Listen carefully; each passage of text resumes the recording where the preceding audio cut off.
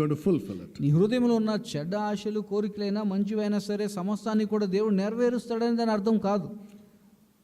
Nor does it mean that God will fulfill the good desires and leave out the bad desires. నీ మంచి హృదయ వాంఛలను మాత్రమే దేవుడు తీర్చి నీ చెడ్డ హృదయ వాంఛలను దేవుడు తీర్చకుండా వదిలిపెట్టేస్తాడని కాదు.